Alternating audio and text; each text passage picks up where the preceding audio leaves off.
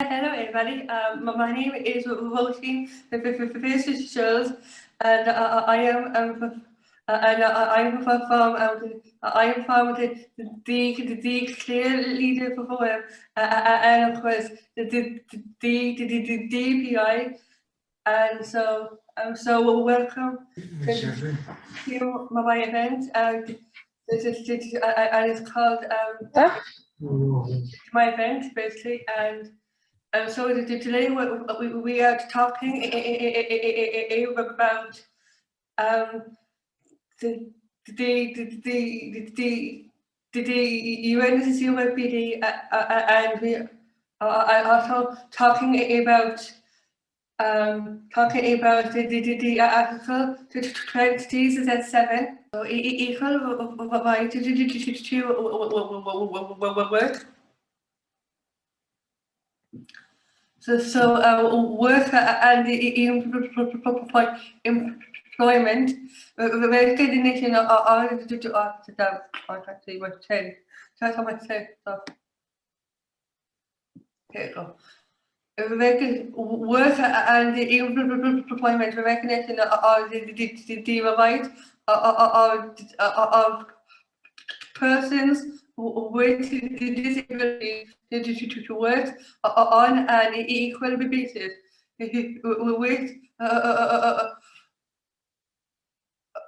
others. This includes the right to the opportunity to gain a living by work freely, chosen or accepted in a labor market and a work environment that is open, inclusive, and accessible to persons with disabilities.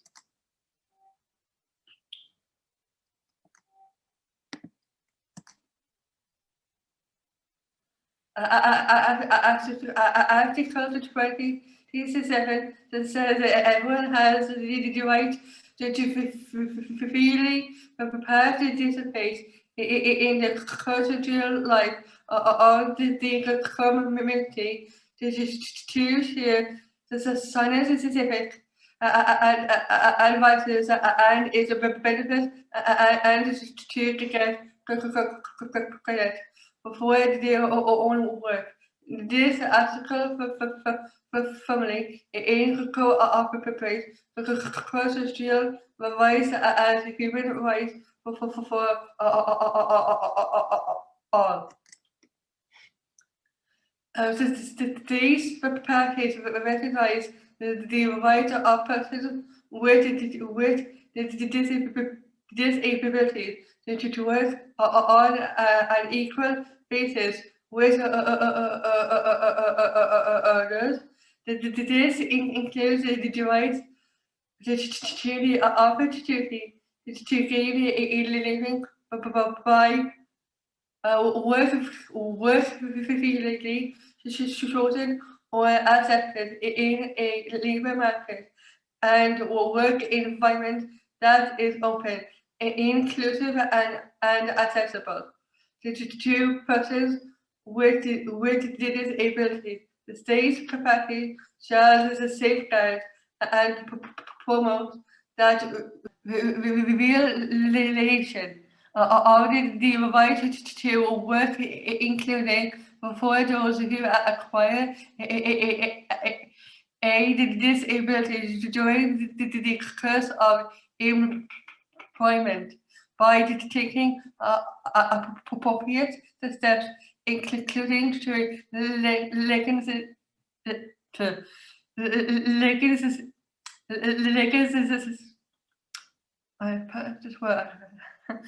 legislation.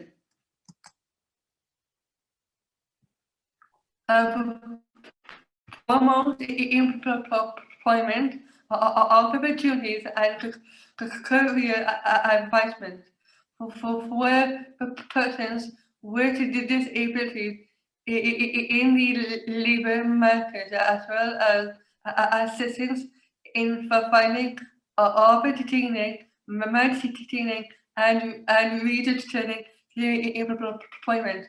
It ensured that reasonable accommodation is provided to two persons with disabilities in the workplace. Age 2019 European Commission report for Ireland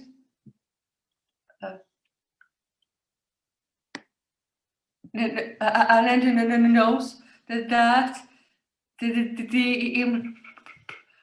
employment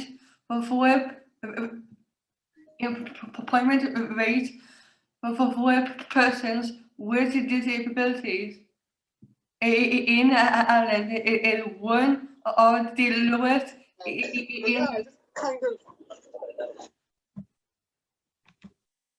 yeah.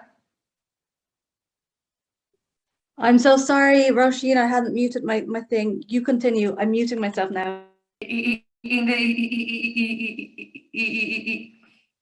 EU, it is also reported that Ireland has one of the highest gaps between persons with and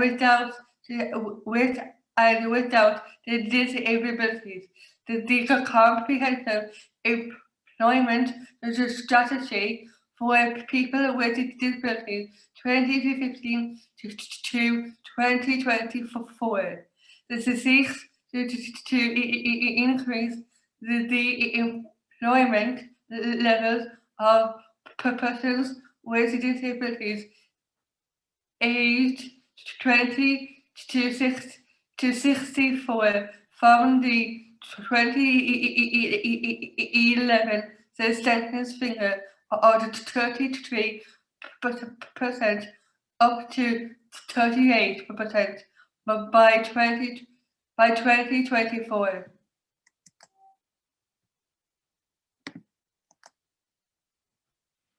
The comprehensive employment strategy for people with disabilities 2015 to 2020 to 2024 is a response by government to maximize employment opportunities and address the obstacles that does occur on the pathway to employment for those with disabilities who wish to work. This strategy sets out a 10-year approach, which reviews to ensure that persons with disabilities who are able to and to work are supported and enabled to do so. This strategic priorities are the comprehensive employment strategy for people with disabilities. Disability claims to the Workplace Relations Commission under employment equality legislation accounted for 22% of all claims in 2016, 18% in 2017, and 16% in 2018. Disability was the second most cities around on discrimination for all 3 years in 2018. The disability was cities as a ground for discrimination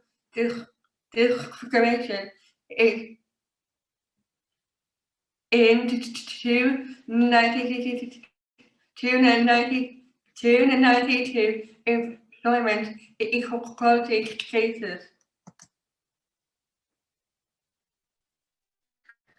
So I want the Article 27 needs to be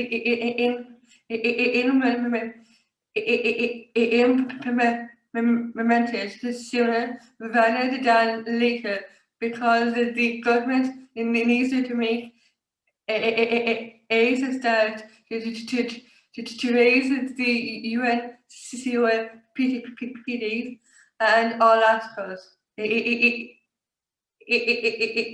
the doll. So thank you. So this is a Peadar ODD, and he is going to talk about what is UNCRPD.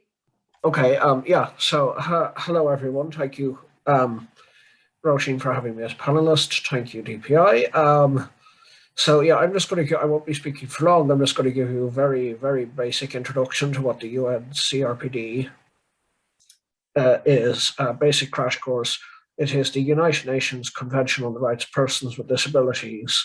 It was established in 2006. It was open for signatures, meaning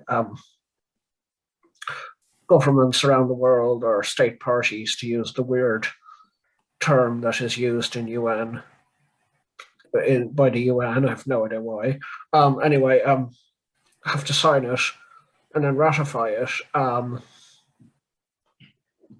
I don't actually know off the top of my head how many countries around the world have ratified it, but a few have. The entire European Union has. The EU institutions themselves, like the Parliament and the Commission, ratified it in 2010.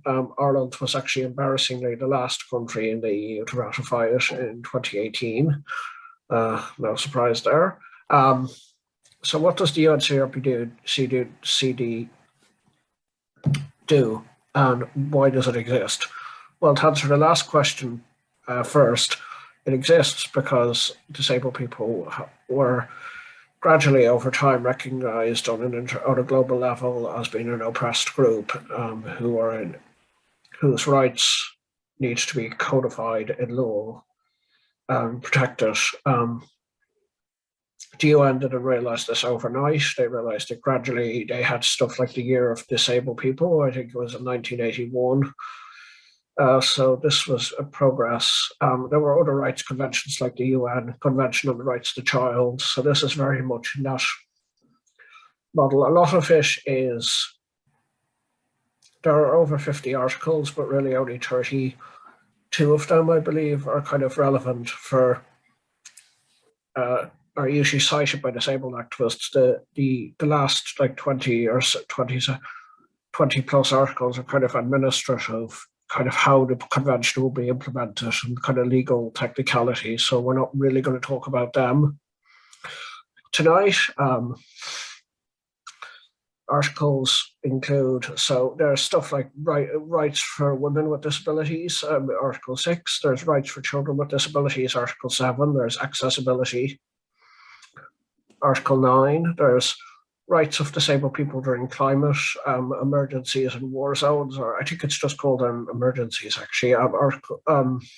Within the Article 11. There's right to justice. I believe that's Article 12. Very important ones like independent living, the right to independent living in the community, Article 19.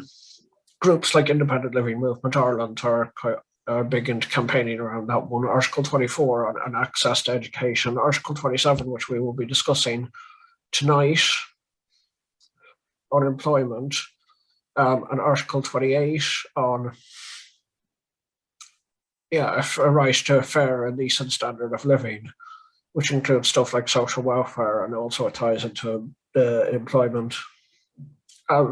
As you will hear a bit later, like a lot of these articles interconnect. You can't really solve one of these problems without trying to solve the others.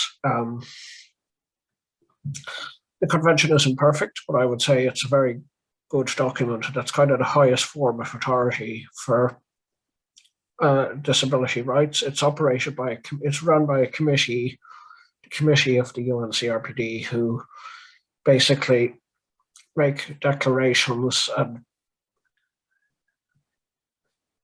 try to send letters and lobby institutions and governments about warning them against their abuses of disability rights. The committee can also investigate countries for disability rights. Famously, the first country they actually investigated was the United Kingdom back in 2017, where they came to the conclusion that the UK government was committing gross and systematic human rights abuses against disabled people, which is one of the harshest categories that you can be found guilty of from the committee. The downside is being found guilty by the committee doesn't practically mean anything because governments just kind of ignore it. So it's all very well saying the UK government is guilty of human rights violations, which they are, but the UK government doesn't actually have to do anything about that. And they pretty much more or less in a legal manner told the committee to go up itself. So there's also the general comments, which are confusing legal tracks. They're basically, so they take stuff that might be unclear within articles. So for instance, Article 19 has a general comment relating to it. So Article 19 is independent living. So it expands on stuff that is in independent living that the committee wants to hammer home as important. So for instance, in the general comments, they talk about, it's much longer than the articles, it's like several pages. And they talk about, for instance, the absolute necessity of personal assistance in the general comment. It isn't just limited to that, but that's just one, because personal assistance isn't really touched upon in any great detail in Article 19. I think it's mentioned, but it's kind of, but the committee decided to expand upon it in other parts. Article 27, which we'll be discussing tonight, is in the process of, I think they are in the process of releasing the general comment, which so at the minute, which they are drafting. So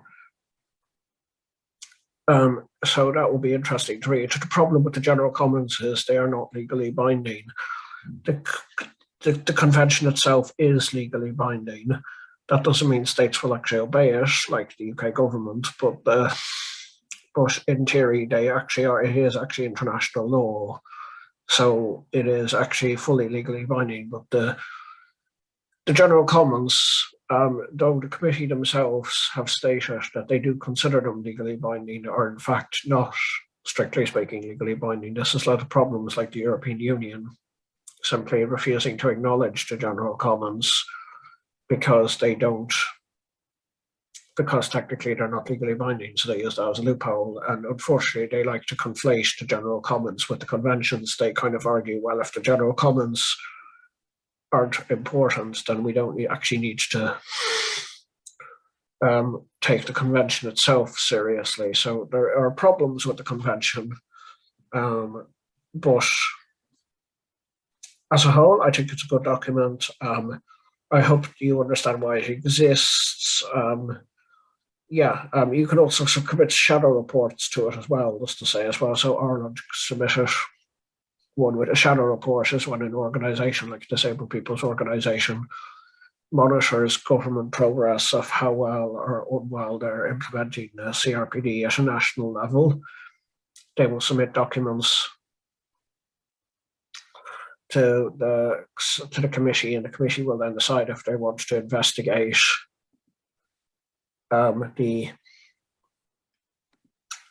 if they want to investigate further. The shadow reports usually are created by a coalition of DPOs or disabled people's organisations or other third sector organisations, and they're kind of in response to government reports. The governments are mandated to do reports which they submit to the CRPD committee, to update how exactly they're implementing the convention at national levels. Yeah, I'm happy to answer any further questions about the convention in the Q&A session in the second half, but for now I will hand back to Roisin. Thank you. Okay, so thank you, Peadar.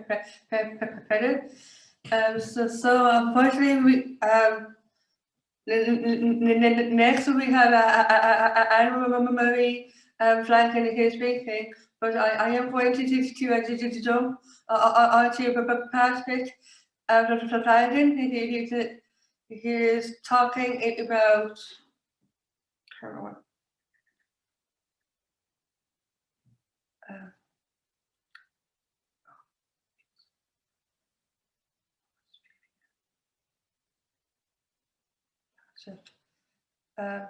So now we have Patrick Flanagan here is talking about how well Ireland is respecting and implementing Article 27.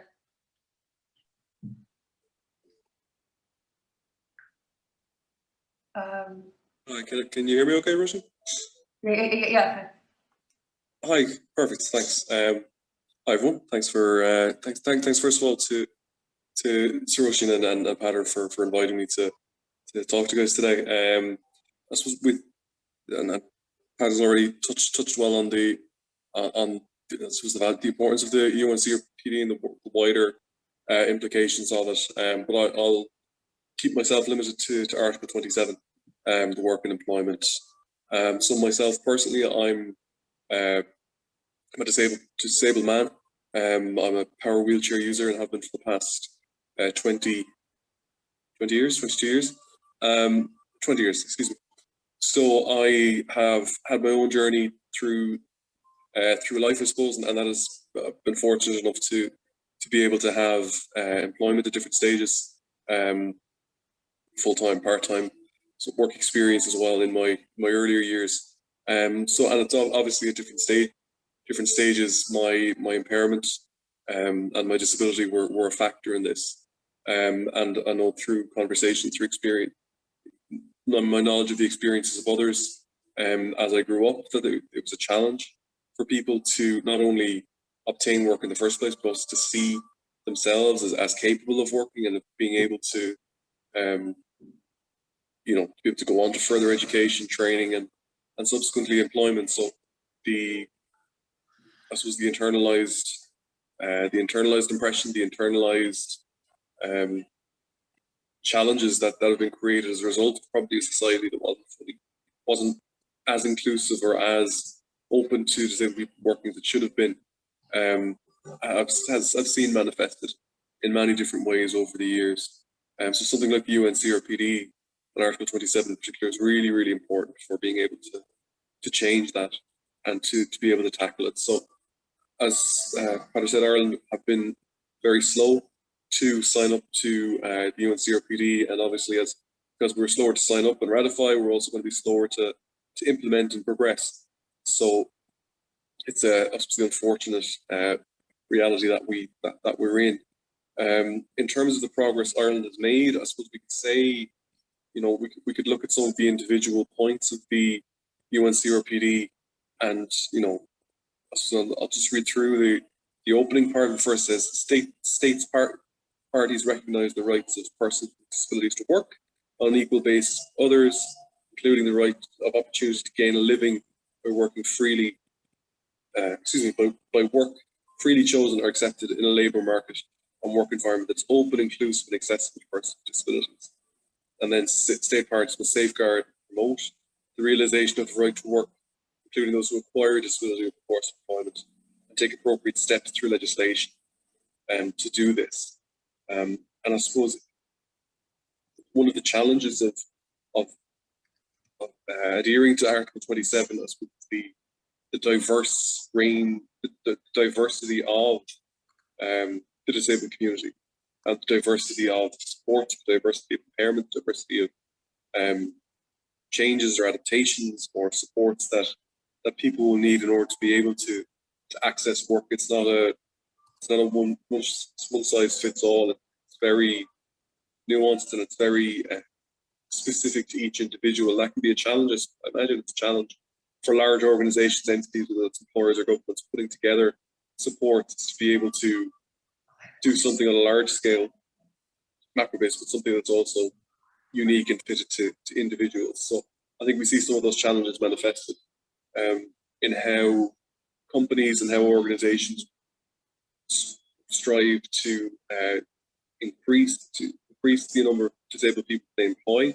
And my own observations would be of that is that often companies will take steps that, you know, allow them to, one, be perceived as as being open to employing people, or by, you know, saying that they're ready and willing to employ people, but not actually understanding what steps need to be taken or understanding how they can, or just what they really need to do in order to be fully inclusive. So I can say perhaps myself as an example, somebody with a high level of physical need, that for me to be able to work, I would require support of personal assistance. I would require adapted technology, adapted workspaces, accessible bathrooms, accessible buildings, all with a very high cost, and one that would be more specific to myself as well. So what I find that the perceived cost of inclusion is probably one of the biggest challenges that we face, and as a result, companies, I think, will look to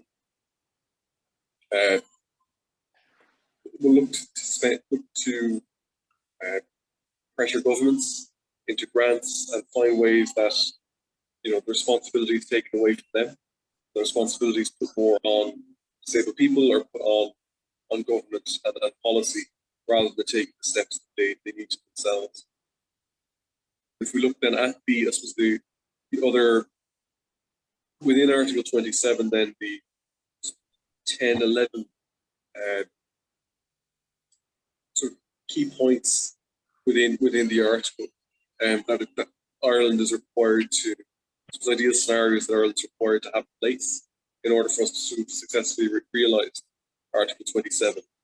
The first being to, I think, you know, we can ask ourselves, which of these are, you know, happening at the moment, which of these exist. So, first article is to prohibit discrimination on the basis of disability with regards to all matters concerning all forms of employment, including in recruitment, hiring and employment, continuing employment, advancement, safe and healthy work conditions. And this just, I suppose this doesn't happen. I think we can safely say it doesn't happen even for non-disabled people in many work environments. That's women, people of different faiths, people from different socioeconomic backgrounds, even people from different colleges or different educational institutions, that we don't see, you know, there's always going to be small levels of bias and discrimination in people's decision making.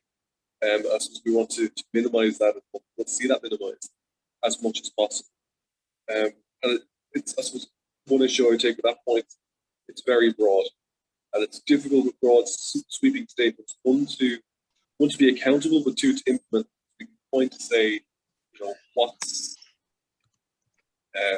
is it effective? Is it not effective? One person, I might say, well, yes, I have a job and I have positive experiences, but others are going to say they haven't. And I think more specific points need to be taken from the article, and more specific to be made in order for us to be able to build. And there are some more specific points, like point G in the article, to employ persons with disabilities in the public sector. That's a very clear commitment, and the government's current commitment is 6% of all 6% of its of public service to be employed to identify as having a disability or impairment. And that's, you know, that's below the national average of persons who identify as having a disability, which is 10 to 15%. So I strongly believe that it should be 10 to 15%. We'll look at getting to 2% first from there. And within, you can say within that target for government, I have friends, I've colleagues who might say have worked or are working in the public sector and will say, this is absolutely working. And yes, I've gotten a job because of it, or I've met people working in the public service that they're working as a result, and they can credit maybe that directive from the UNCRPD. At the same time, I can say I've had my own personal experience of having gone through the public appointment services and the public appointments process, and having been offered a job with a role specifically to do with working with disabled people, supporting disabled people, only to find that the staff team and the work environment wasn't inclusive, wasn't accessible, and there wasn't a willingness there to be able to change that. So unfortunately, I suppose it's very hard to say that there's a clear success maybe in that area, but at the same time, it's very clear that there's progress being made. And unfortunately, individual disabled people's experiences are very different, very varied. And one of the things I think we really need to see more of is consistency, and consistency of experience, consistency of delivery, and consistency of service. And I think then it will become more easier to evaluate where we are in terms of the point of the as a result of me not getting that job in HSE, I wasn't going to say HSE, but it was with HSE. As a result of that, I was fortunate to get a role with the Independent Living Movement Ireland, where I work currently with the CREATE programme, and that is tied in directly to work and employment, and to working with individuals who are either starting or along their employment journey. So I've been able to take some of that personal experience I've had and apply it as well to the work that we're doing. And from ILMI as well, have also done work with regards to the UNCRPD, and some of our work has found that, you know, disabled people generally feel that they don't have the same rights as non-disabled people in relating to work and experience as we should under UNCRPD, and that various issues such as transport, such as employer awareness, education, and for me in particular, the financial barriers to employment are a huge issue, and go, you know, directly contradict the UNCRPD in that it's too expensive, it's too costly, there's too much of a risk to whatever security we have in pursuing employment. You know, the risk of losing health benefits, of medical cards, the risk of being worse off financially is very real for a lot of disabled people seeking work. So the incentive to work, the basic incentives and motivations that every person needs in order to be able to work, isn't there. And there's some work to do at the start of that before we even start to look at employers and policies to support people to want to work. I think we need to do a lot of work in the first place just to make sure that disabled people are motivated to seek out employment, and to value, for there to be an opportunity to benefit themselves, to benefit ourselves, and to improve our lives, as opposed to risk making them worse, which a lot of people I know feel when coming towards approaching that. So I think we could say, with regards to the UNCRPD, it's great to have it. It's great to have as a measuring stick for progress in this area. I think we see a lot of things on the surface. We see a lot of incentives, new initiatives in place, and we do see people with some more opportunities. But I think it's early doors yet, and we're maybe taking the right initial steps. But in order for us to be able to do so as a collective, the disabled community, we probably have more to do, or there's more for governments and policymakers to do to get us there. And I think those who are taking the steps now, the early steps, and sort of trailblazing the way, will have a huge role to play. And many I know who are already involved in disabled persons organisations and doing great work. So it'll hopefully as a collective, we can sort of blaze that trail and light the way and make sure that there's enough support and there's enough there's resources there to help others along the way as well. So that's I suppose that's my position and view on the UNCRPD at the moment. As I say, one of the big things we have to tackle is the financial disincentives to work. And as we look at things like the cost of, well, in general, the cost of living rising at the moment, or we're looking at in addition to that, just the cost of living with a disability in Ireland, and it equates to something around what the disability allowance payment is that people receive. So one of my personal views is the importance of in future, the importance of disabled people being able to retain their disability benefit, disability allowance while working, in order to ensure that cost of living with disability doesn't impact on somebody's ability to work and to be able to live their lives independently, which I think should be a cornerstone of any developments going forward. And I know this week as well, there's motions in the Dáil to begin to tackle things around the cost of living with a disability. So hopefully in the future, then more will be done around specifically the cost of living with a disability when working and when in employment, because I think that's another gap that we're going to have to tackle very early on in order to be able to make progress. So that's kind of everything from me. Again, if there is any questions or anything anyone would like to say or ask, look forward to being able to chat about that a little later on.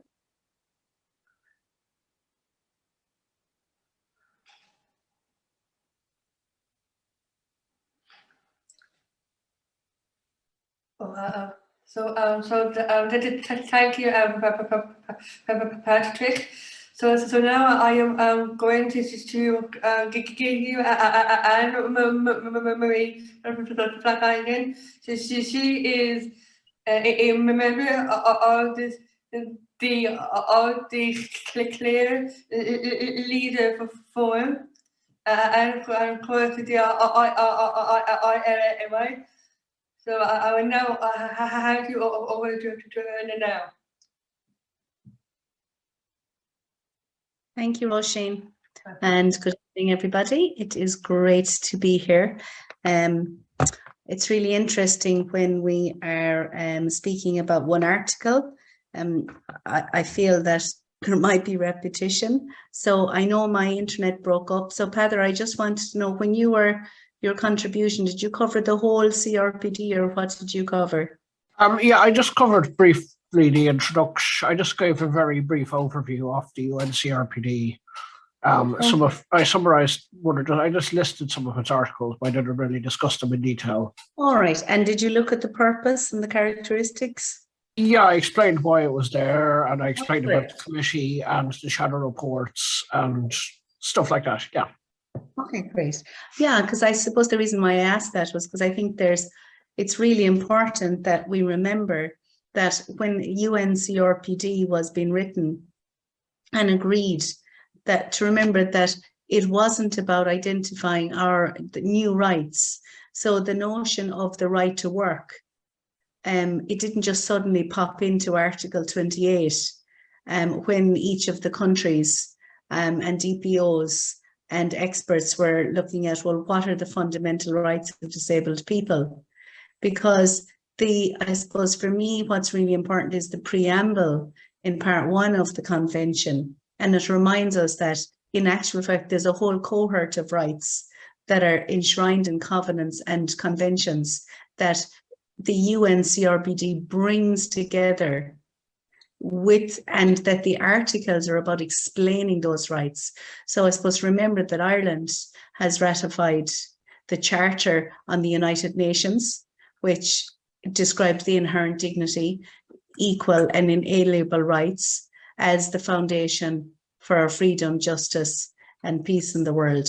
And even for us to think about freedom, we have to have economic freedom. When we think about our Universal Declaration of Human Rights, it talks about our right to have an income. And fundamentally the International Covenant on Economic, Social and Cultural Rights really digs down and helps us understand that. And so too then, Article 28, as has been stated by many people, like really tries to dig down and explain to those, the policymakers, to legislators, to I suppose the public servants who make decisions on our behalf, what that looks like. And even sorry, Anne-Marie, just to say it's Article 27, but yeah. Article 27, yeah. What did I say? Article 28. Oh yeah, no, Yeah. I'll 28 my mind in a minute. Sorry, Oh, yeah, but- lads. Yeah, Yeah. the two So are connected Article- now, but yeah, go on. Article, yeah, so Article 27, and how that understands our right to work. And of course, it talks about our right to an appropriate income. And I was jumping ahead in my thought, because of course it links to Article 28, which looks at that standard of living. And I suppose the cultural norm, I suppose, for so many years in terms of disabled people is that we would, our needs would be met under social protection.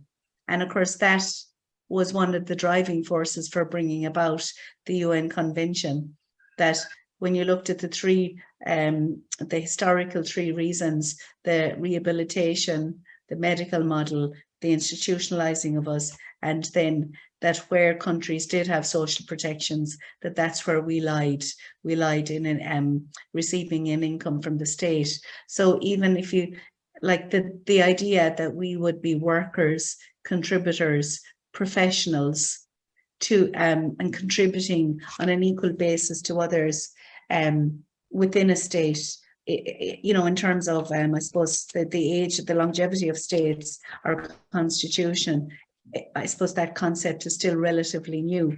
And so I suppose we have a way to go to ensure that the fundamental rights described in Article 27 and the other conventions and covenants are understood within the framework of capitalism, of productivity, of income, for disabled people equal to others. And I think, as you talked about it or touched on, Patrick, what complicates it for states is the fact that many disabled people do need supports.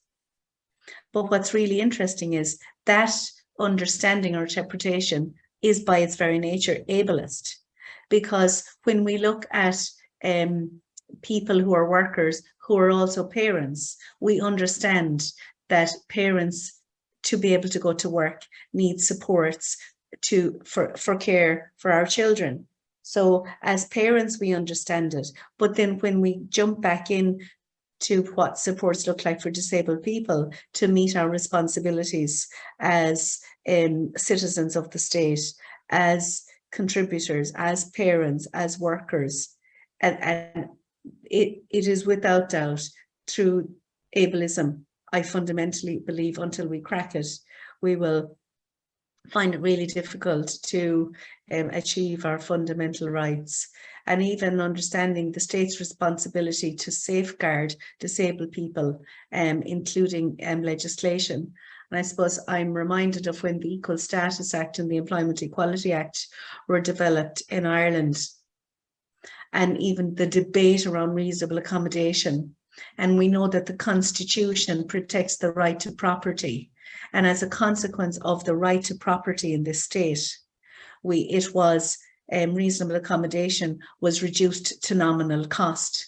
And again, you know, it's like the idea that where Article 40 of the Constitution states we're equal before the law. Well, we're fundamentally not equal before the law when the state makes decisions like that. And the same argument is the right to a home. You know, you have the right to property, but yet disabled people and many others don't have the right to a home. So for us, in terms of employment, in terms of income, in terms of reasonable accommodation, in terms of the state, and that's the last part of Article 27 around the state's responsibility to ensure that domestic legislation is aligned to our fundamental human rights. And Article 27 describes in detail what that means. So the idea of prohibiting discrimination and that we are treated equal to others. And I think that's a really important structure of the sentence in the article. So prohibit discrimination on an equal basis with others, because oftentimes when it comes to disabled people and we're talking about prohibiting discrimination, there's always, you know, this kind of idea that, well, we'll do our best not to discriminate against you, but maybe it's costs too much. Maybe the effort to create an environment or opportunities that are accessible to disabled people, well, really, when you look at it through the lens of an economic or a fiscal assessment, maybe we'll decide you're too expensive. But really, what the UN Convention does for us, it allows us and empowers us to stay. Actually, human rights we are born with, they're fundamental by the very existence of being human. So we can argue back that, and to me, I quote all the time, will and preference and on an equal basis to others. If I was they're the two, for me, most dominant phrases and throughout the convention.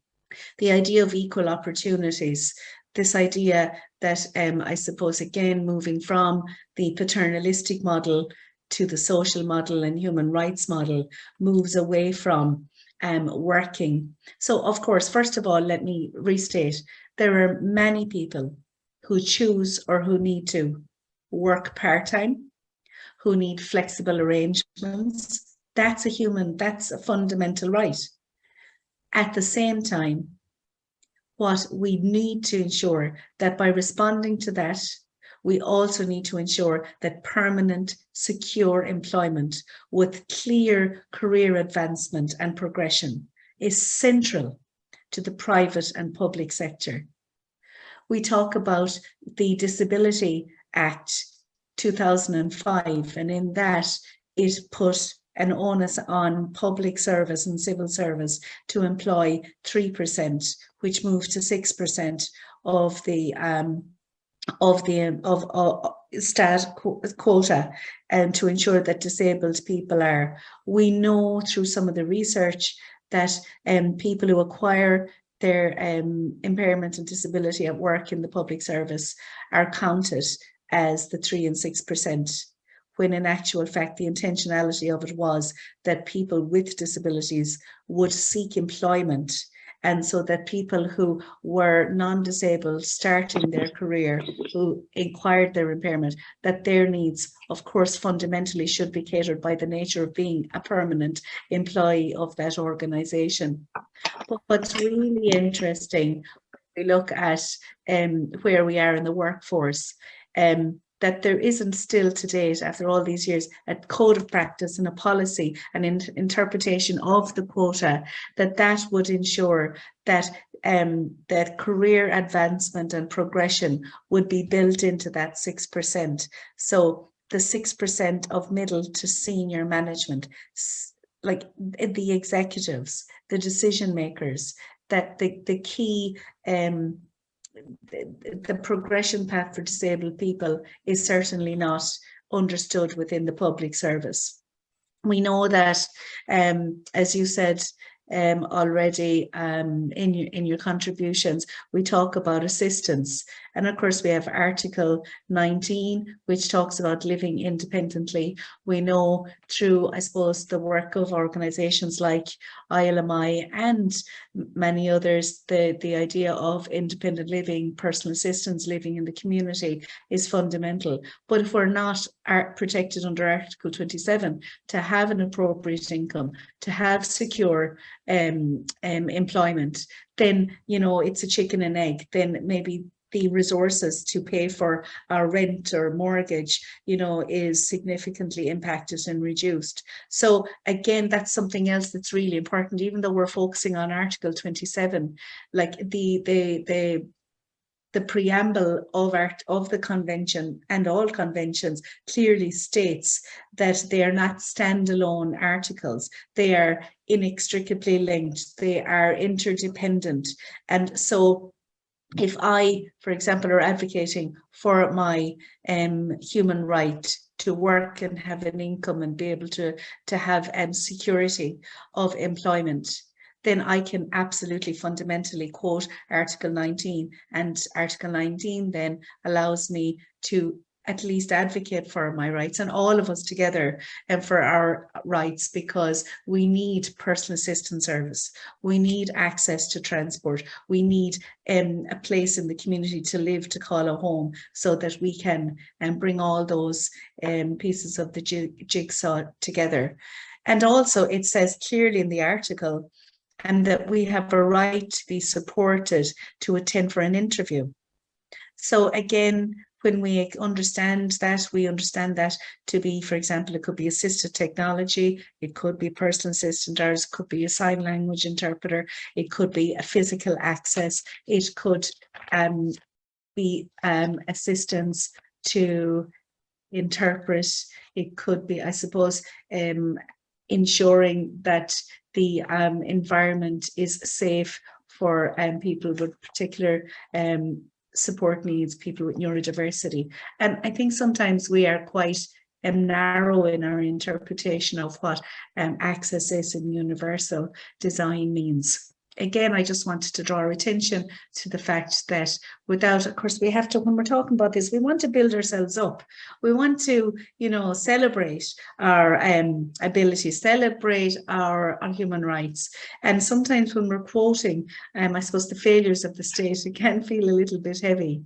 But it is important to remind ourselves that Ireland, unfortunately, still is the 3rd/4th highest rate, has the highest rate of unemployment amongst disabled people.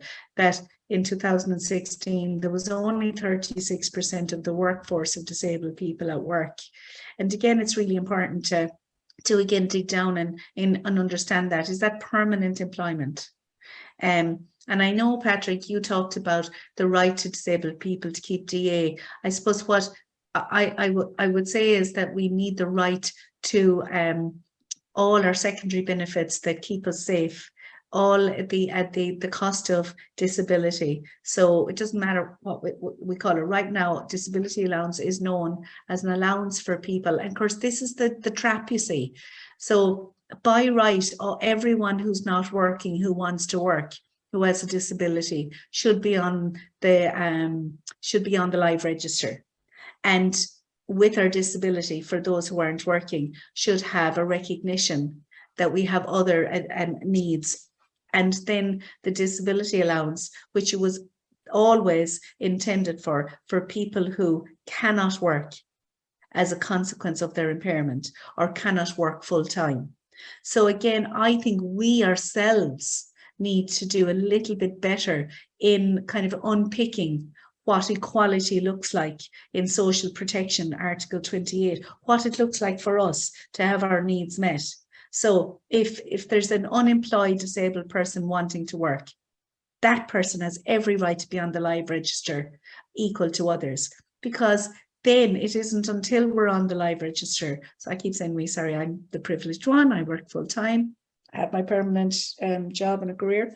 But for those who want a career and a job, it's around us actually calling for a policy position that says disabled people have every right to be on the live register, because then when somebody is trying to access work through interview, it's only through that process then will it become clear for the departments that actually there are significant structural, systemic and attitudinal barriers that prevent disabled people from accessing employment.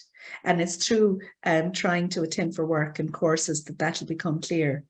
I think that's really important. We understand through research that unfortunately there is a significant gap between the educational and skills of many disabled people to participate in it. So therefore the Department of Education and the sub-departments that look at skills in all that areas need to really get a handle on what are the skills required that supports an individual to participate in the open labour market. And certainly one challenge I'm constantly given to the government is to really look at a centre-based approach to supporting young adults with disabilities. And I noticed that the Minister has expanded the pilot for personalised budget, and in her statement said that it will reduce the number of people in day services or centre-based services. And absolutely, she is correct and right. Personalised budgets provide the resources for the individual to attend courses, to actually learn a trade, to educate oneself, and to maybe. I'm always nervous when disabled people I spend a lot of time in work experience, but like really appropriate, like systemized approaches to work experience where there is a progression path into employment clearly defined. And I suppose I also am then going to really call out the state's funding to what is supported employment services. I really feel they need to be evaluated through the lens of human rights, equality, equal opportunities. I'm concerned that the culture and the investment, it's a bit like, I suppose, disability services and industry, that what it does, it keeps disabled people trapped in poverty. And I think it perpetuates the idea that all disabled people are homogenous, that we're the same, and that there aren't, like the rest of society, subgroups who some people cannot work. Some people through maybe caring responsibilities can't work, not just their own needs. Some people can work part-time, and some people want to work full-time at a particular level. And then there's the others who want to work full-time, permanent career path and progression. And as advocates, as self-advocates, they're really important policy positions to hold. And in understanding the cost of disability, I again would be calling all of us to do a little bit better collectively, not in terms of blame. I'm saying to help the state understand that the disabled people want to be on the live register, but the other needs that we keep identifying around the cost of disability, the need for people to have access to medical card, etc. They're impairment related issues, and they shouldn't be entangled in our right to work. So I suppose for now, I do want to finish by saying that my career, I had the opportunity to go to college. Again, that's one other thing. Has it been mentioned already? Anyone who is in college or third level education, who has the supports built around them, that I understand that the Minister is looking at, and that maybe is a pressure point that we can put on her to really, urgently move to have the resources that are enabling a person to stay and attend university and colleges, that those resources travel with them as they move into the work environment. And I suppose I've had a career throughout my life. I've been able to use the old, I can't even remember the productivity allowance. And I suppose we were very strategic. There was a few of us within the Centre for Independent Living, and we made approach to the NRB many years ago, and we asked that money be given to CIL and other employers, and that money would be used for us to employ personal assistant services. So after having that great experience when I did work for CIL many years ago, and then moving on to my career, I was able to bring the funding with me, and it has allowed my employer then to increase the number of hours, personal assistant hours I have, and that's been really important in my career and in my life. And then as a consequence of that, it gives me the resources and that security that everybody's looking for, to, I suppose, to have a home, to have a mortgage, to, I suppose, care for my child as well, and to have a good life, to go to concerts, to do what I want, to travel, and that's the other element. It's not just about the basics of living. And again, when it comes to disabled people, we're constantly forced to use that language of basics. We need to move away from that, you know, and it is around having all the privileges that non-disabled people have. So thank you. So thank you, Marie. So next we are going to the Q&A. If people have any questions.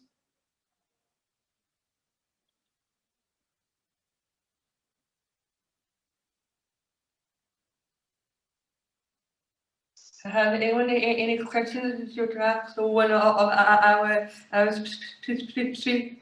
speakers? Very quiet group tonight, Roisin. You can put them in the comments, or you can raise your hand. Yeah. For comments or raise your hand. Yeah.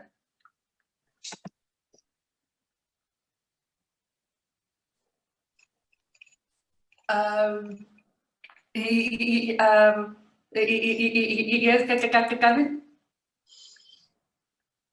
Okay, here, first of all. Hi, thanks for hosting. It's very good chat. I just wanted to know going back to Peadar there at the start, we were saying about the investigation into the UK in 2017. Was that accessed via the optional protocol? And do you think that would be beneficial for Ireland to sign up to the optional protocol? I'll answer your second question first. Yes, it absolutely would be beneficial, and it was absolutely appalling that Ireland didn't sign the optional protocol while ratifying the CRPD in 2018. So just to quickly explain, the optional protocol basically gives disabled activists or individuals the legal capacity or power to challenge states legally over human rights abuses or perceived human rights abuses. So Ireland ratified the UNCRPD in 2018, but the then Prime Minister Leo Varadkar said that he wouldn't sign the optional protocol until the time was right, which, whatever the hell that means, because the time was right the day he ratified it. I mean, it's you can't really do one without the other. Now the Irish disabled activists are left in this nebulous kind of hole where we're like, we have our legal rights acknowledged, but we're also not actually able to take legal action or against the Irish government because of the optional protocol. So yes, Ireland needs the optional protocol ratified. As to whether the optional protocol was invoked when disabled activists approached the UNCRPD committee from the UK, I need to fact check that. I think I know some of the disabled activists who were involved in What's that. what's the question, Peadar, that you're not sure of? The question was the optional protocol invoked when by UK disabled activists when the CRPD committee condemned the UK back in 2017 for systematic human rights abuses, which I had mentioned in my talk. I don't know if the optional protocol was used by the activists who it was disabled people's organisations in the UK like DPAC, which is Disabled People Against the Cuts and Reclaiming Our Future Alliance, or ROFA. They were the ones who approached the UNCR, who approached the UN and requested that they investigate. Yeah, and I think the other thing to remember about the optional protocol is that we have to exhaust every domestic law. So that's something else. So the idea that we can go straight to the committee to have our human rights vindicated. I suppose that isn't clear. So that I could make a complaint if we had it ratified. They would come to me and say, what due process have you gone through in Ireland? Then, and I suppose for me, I think that's a really important part of the conversation, because I actually think that would be a really significant motivator for disabled people to actually use the different instruments of the law, because not many disabled people take, even though the Equal Status Act and the Employment Equality Act are really difficult to access, there aren't enough disabled people taking cases to actually enhance it and create the supports to allow us to use it. So I did, the optional protocol, as far as I know, had been ratified, Peadar? No, it hasn't been UK? ratified. Oh yeah, no, it has been ratified in the UK, but I don't know. In the UK, Yeah, no, it's been ratified in the UK, but what I don't know is if the DPOs that took the case to the CRPD, which led to the investigation into human rights abuses in the UK, was based on the optional protocol. I believe it was, off the top of my head, but I don't. So I think probably the answer, Gavin, to your questions are yes and yes.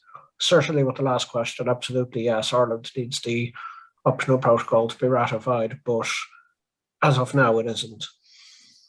Yeah, sorry, if I could just start now, I appreciate there's other questions coming in as well, but just briefly, if, say, Anne-Marie, you were saying there that you have to exhaust every other domestic option as well. I'm just kind of wondering in terms of, say, in terms of education, especially for children's disabilities. So it's like the courts can't, like the courts can say there needs to be a school place for them, but they can't say a school needs to be built in their area.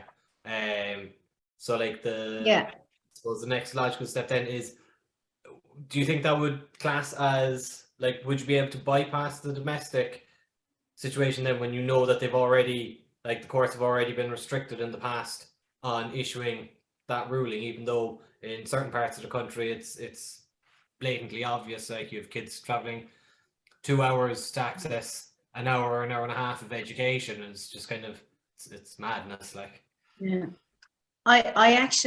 Listen, my hope for ratifying the optional protocol is that it will shine a light on how disgraceful the Disability Act, the 2005 Disability Act is, and I would hope that it would trigger an insistence that Ireland actually reviews the legal restriction in actually challenging or the discrimination that children and adults when it comes to education and services.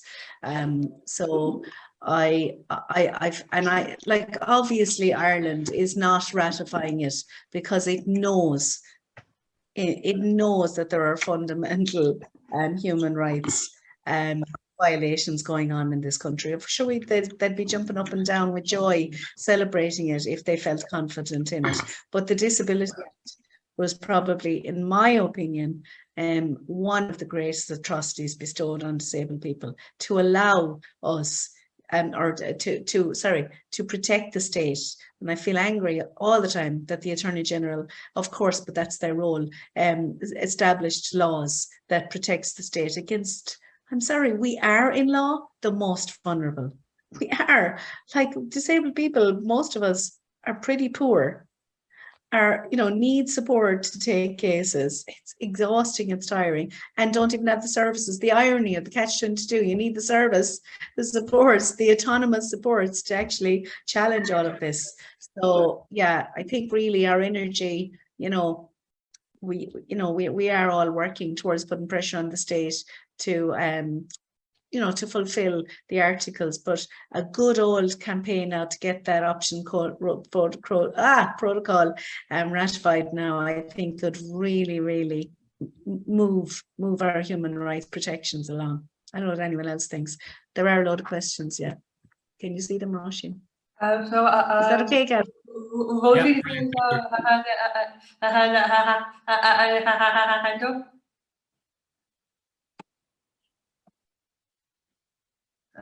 I'm sorry. Hi, Roisin, and hi, everybody. I was just thinking, like, it's kind of a question for all of you, but maybe Anne-Marie particularly, but anyone who's talked who might know. Like, as an artist, I'm an artist, or I work like in the creative industries, and that's kind of, you know, part-time or whatever, and a lot of the time, like, it's very seldom that you'll just be working in that. And so then the other option for most artists that aren't disabled, they will work in the service or retail industry. And I find it really, I can't get a job in that because of my physical disability. And my physical disability is quite mild, but I still can't get a job in it. And I wonder, is there any instances where, like, a restaurant or a cafe or a pub or a like shop like Penny's has actually had to change their space to allow for somebody in a wheelchair or with physical disability to work there? Because I've, you know what I'm like, that's one of the rights, but that's one of the most, and it's one of the most basic jobs that most people who aren't disabled work in. And I just wonder, has anyone actually gotten one of those businesses to adopt? Does anyone know? Like, that's because that's a, I listen, we could all pick out the one or two experiences, but that doesn't ensure that, you know, and retails will make their place, you know, will accommodate physical needs. But many years ago, I do remember actually a young woman who had a physical impairment who worked actually in our local Tesco, and she worked in as a cashier. Is that right? Yeah, cashier. And I suppose sometimes what prevents people with different impairments applying for jobs like that is when you go for interview, I suppose there isn't just one task that a person could do very well, but there's always the odd one thrown in there, you know, and that kind of validates why someone mightn't get that job. And that's to me, the reasonable accommodation needs to be really, we need to dig down deeper into the right to interview. Because I mean, the right to equality when it comes to work starts at application right through. So even having the information before someone will go for interview around, you know, how tasks might be altered to facilitate someone to work. And actually, Roisin, have you tried? I tried, and I made a whole thing, an art piece about it, kind of, basically. But I tried in, I'm currently living in France at the moment, but I wasn't living in France before, and I tried in France.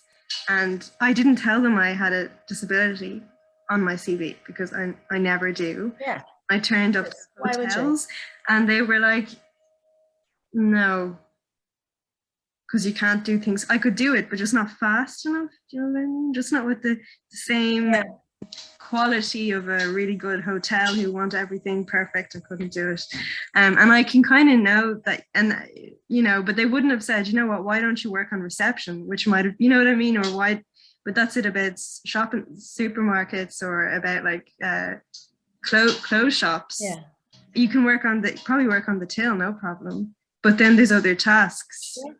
And but I don't know how to even, like, that's interesting that you've known somebody who did that. And it's just, always feel afraid to do that, to go, well, could we make an accommodation here? And I don't, it gives you a little bit of hope that, but maybe there needs to be more, it should be just more, like the business should be much more open into saying, we will accommodate these differences. And then they can employ somebody to do the shelves in part-time or something, like, you know, I don't know.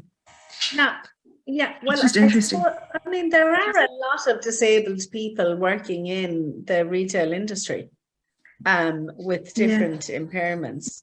So, so for example, I mean, that's a very good point.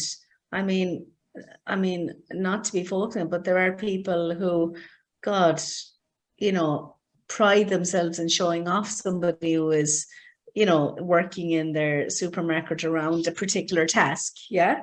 And so then why couldn't someone with a physical impairment do it? You know, have the tasks identified. So Should you know what, Roisin? Head off to your local supported employment. Apply again. Apply again. You're in Apply France. Yes, but yeah, apply to somewhere. Yeah, it feels like when you do it, and I knew when I did it the last time, it was like an experiment to see what their reactions would be.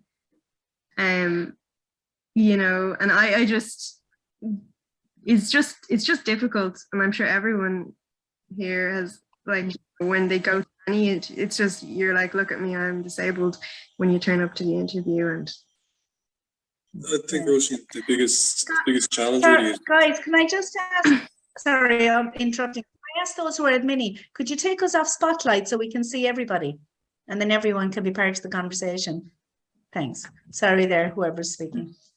Sorry, it was Patrick. Look, Roisin, sorry, Patrick here. So I just think what you raised is really valid and touches for me on the point of attitudes and the attitudes of ourselves as potential workers, as kind of the societal attitude and the attitude of employers, and all of it kind of needs to change to a perspective, I suppose, that essentially we're not seen as disabled workers, we're just seen as workers and what we can do and what we can offer. And I think it's a funny kind of place that we have to go with that. Do we force quotas, or do we force employers to employ disabled people so that, you know, their ideas and their attitudes are challenged, and then over time then it's, you know, I suppose it's normalized, and that's something I think, you know, there's pros and there's arguments for and against that.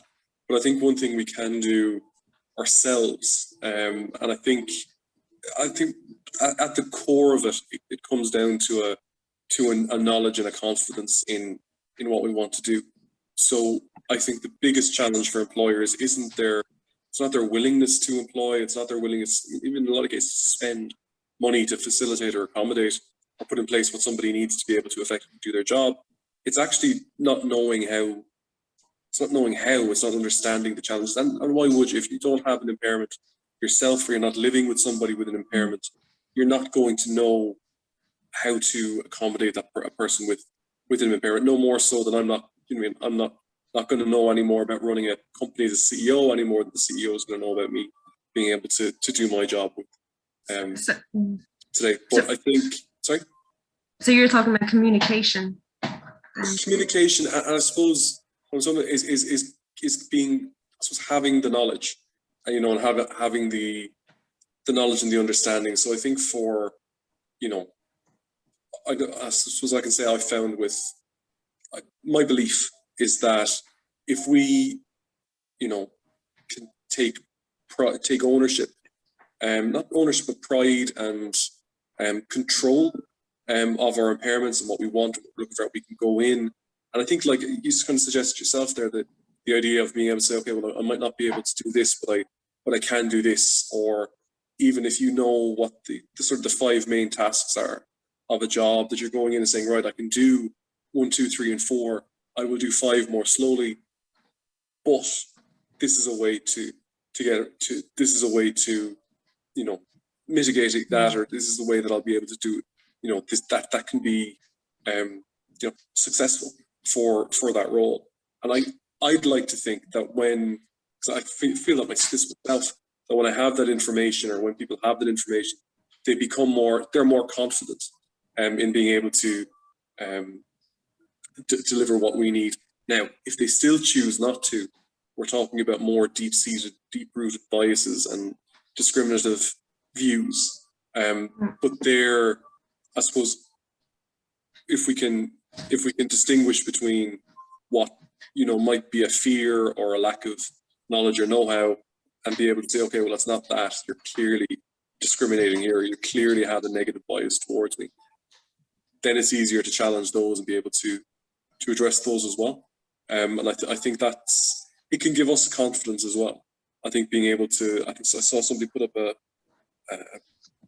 comment there about a pros and cons list, or things you can't list, things you can do and you can't do, and that can maybe feel like a a negative thing, or it can feel like you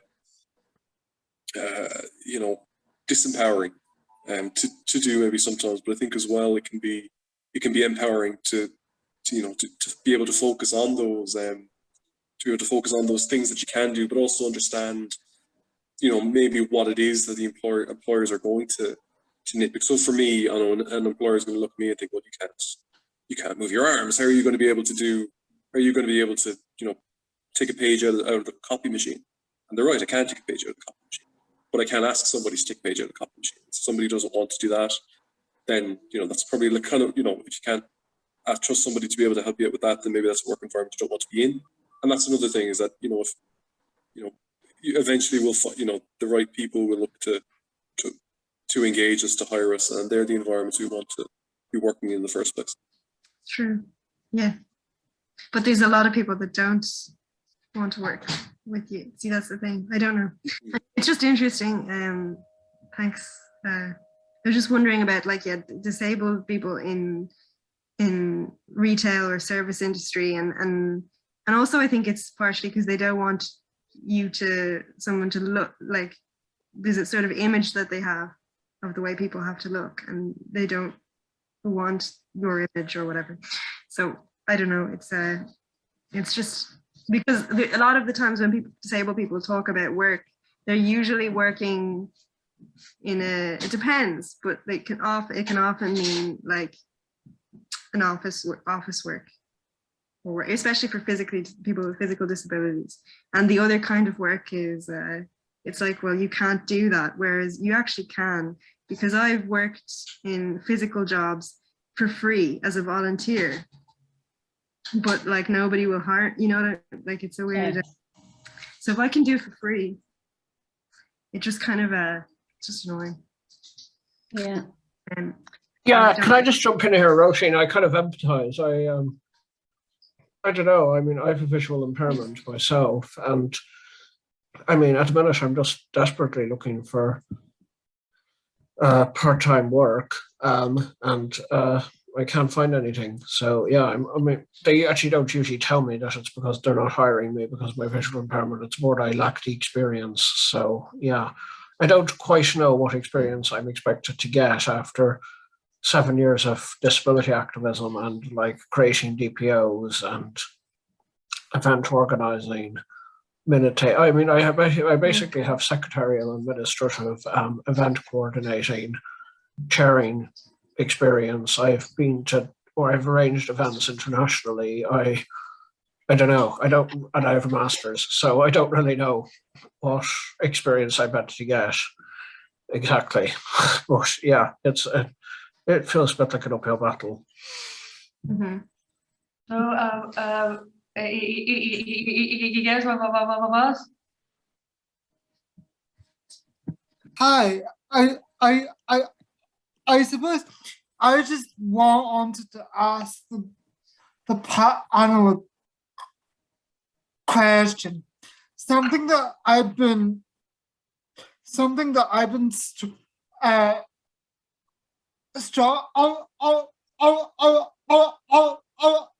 arguing with is trying to decide, am I suffering from internalized ableism, or am I actually being honest about my limitations? So, for example, one of the things that I've always wanted to do was I want to become an Irish teacher and work in places like under the Gaga and go in and teach adults Irish. But I've always stopped myself because I have a speech impediment. So even though I'm fluent in the language, you know, I work with it on a daily basis. I'm not fluent in the verbal sense because I have a speech impediment. And I suppose my big thing is that I don't know if I'm just saying, well, I can't teach because I have a speech impediment. I don't know if that's because of some internalized ableism that I have within me that I need to kick, or if it's me being all honest about my impairments. So just if the panel could offer any advice or thoughts around that, I'd be very grateful. A very personal question, Ross, and I suppose you really are the only person who can answer that. I mean, Okay. what is it that all people who might have speech, I don't know how you would describe it again, an impediment or speech difficulty, overcome it at, and there are people, as you know, you probably could list them more than me, who have achieved like everything they want to and didn't let it be a barrier. So my gut would say for you to look at what is it that you find yourself questioning. So is it when you combine your the speech issue and your physical impairment, do you find yourself then going down the road of internalized ableism? You know, do you put them together sometimes? If you didn't have a physical impairment, would one be the other? So maybe having a one-to-one conversation with the coach where you actually looked at that, you know, because coaching can really support somebody to look at, like even cognitive behavioral therapy, looking at, because our thoughts control us all the time. And then they gave us these feelings of inadequacy. And then what would be the behavior? The behavior would be, oh, I won't apply for that. I'm not good enough. When you actually might be the most empathic, sensitive, and nurturing patient teacher that an adult would be looking for. So like, so for me, I always wonder when somebody asks the question, is there an answer in our question? Yeah. Maybe. Yeah. So yeah, don't ever limit yourself, Ross. You're incredible. Okay. Thanks, Mary. Thank you. Thank you. Roisin, there is somebody who doesn't use verbal communication. Will we read out there? Yeah, so Isla said, I'm nonverbal. It's much harder to express full sentences, but I try to stand up for myself. Yeah, that's really important. Thanks for that. Okay. Patrick, did you want to say anything about Ross's really interesting question? Yeah, I'll just add, I think I obviously won't relate to your exact scenario, but I can certainly relate to similar feelings in certain situations of, you know, of wondering if the challenge I'm feeling in a situation is being, as you say, being sort of practically looking at something of whether it's feasible to do, or whether or not it's an internalized limitation. And it's something I think, you know, whether you're disabled or not, people do that to themselves all the time, looking at something they want or they want to do and thinking, can they do it or will they do it, and hold, you know, there are some internal dialogue or some internalized consideration will decide whether or not they do it. But I think, like what Anne-Marie said there, I think the answer is often in the question.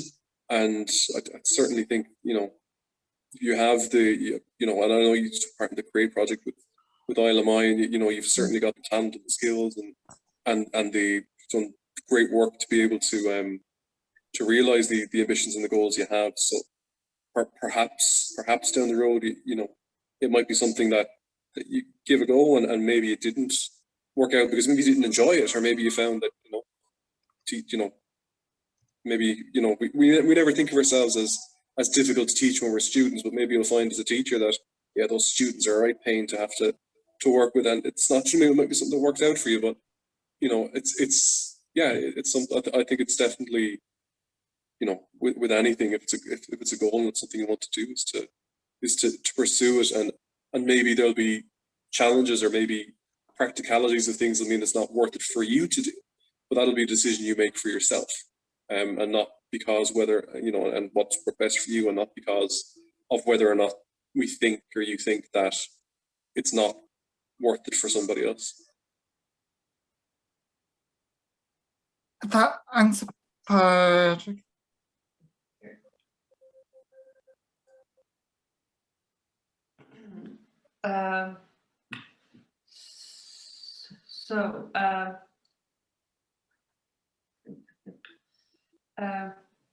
So right now we have Patrick. Flanagan is going to speak about implementing the Article 27.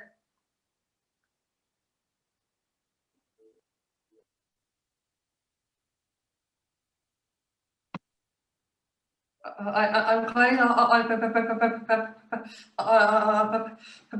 Patrick. Hi, Roisin. I think Patrick's already chatted there, but Patrick's we're still finished. doing the. Yeah. I think he already chatted there, I think Roisin. we're So coming we've up just to the finished end up anyway. now. Yeah. So you can wrap up now, Roisin. Okay. So right now we could so I would like to say thank you for the people who have attended this evening's Zoom. So thank you so much for coming. And of course listening.